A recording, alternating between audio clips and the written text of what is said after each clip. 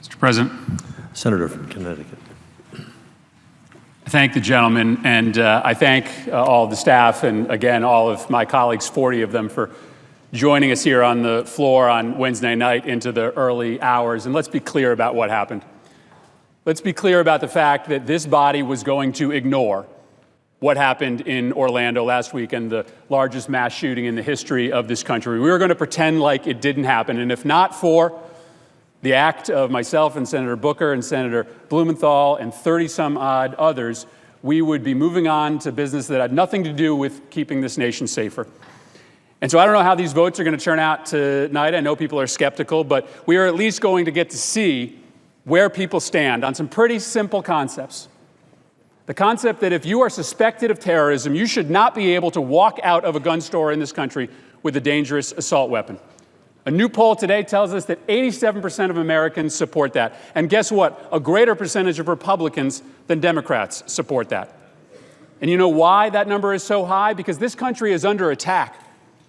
This country is under attack, and the new weapon of choice on behalf of terrorists, it's not a plane or an explosive device, it's an assault weapon. After September 11th, we made a decision. We made a decision to stop terrorists from getting onto planes because they were using them to kill Americans. Well, today, terrorist recruiters are specifically instructing would-be terrorists to go into gun shops and to gun shows and walk out with assault weapons that, as we saw last weekend, can kill 50 people in an instant. So why wouldn't we apply the same careful protection? Make sure that people who are suspected of terrorism can't get on a plane, but they also can't get an assault weapon. And second, why don't we make sure that that protection exists whether they are walking into a gun store or into a gun show? That same poll that came out today suggests that an even greater percentage of Americans, 90%, support expanding background checks so that you have to prove that you are not a criminal, you are not a potential terrorist before you buy a weapon. These two measures are not controversial anywhere else in the American public except for here. And the amendments offered by Senator Grassley and Senator Cornyn aren't even half measures.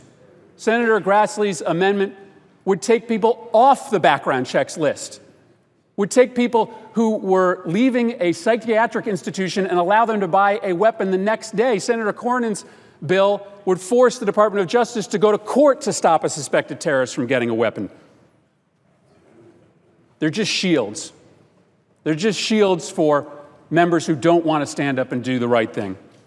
The reason that I came down to the floor on Wednesday, Mr. President, didn't leave for 15 hours is because I know at a deep personal level what Orlando is going through now. I don't know what the families are going through. That's something that's unique to losing a loved one. But I know what that community is going through. And I believe that for all of the scarring psychological harm that comes with losing a loved one or a neighbor, more harm is piled on when you find out that the people that you elected to run your country just don't care. It hurts something awful when you lose someone.